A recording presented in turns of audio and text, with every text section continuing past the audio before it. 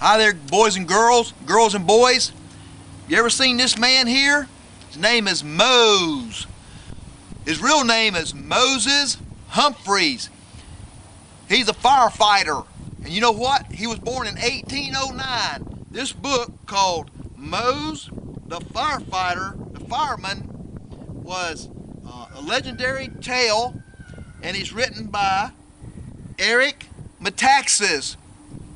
In this book, it tells about Mose, who was born in 1809.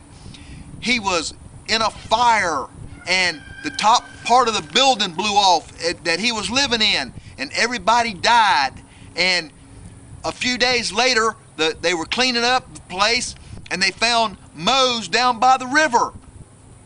One of the firemen found him. He had red hair, and they brought him to the firehouse, and the man adopted him. Can you believe it that Mose took a bath? His first bath was in a fireman's helmet. Can you believe that? Boys and girls, I want to tell you what. In this book, Mose the Fireman, it tells all about fires and everything that happened in New York City and how Mose helped put them out. Mose was a famous firefighter, and you know what? He met a girl one day selling corn down in New York, and he fell in love with her. And he took her to the fireman's ball, and he was just about to ask her to marry him, and they heard the fire bells ringing, and they all ran outside. There was a big fire in New York City. They had to all leave the fireman's ball and go take care of the fire.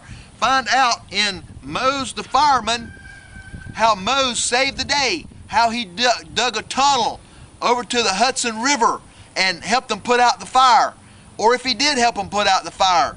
And also find out if he got to marry his sweetheart, Liz. Lizzie was her name. So get this book, Mose the Fireman, by Eric Metaxas. Hey, boys and girls, you're going to love this book.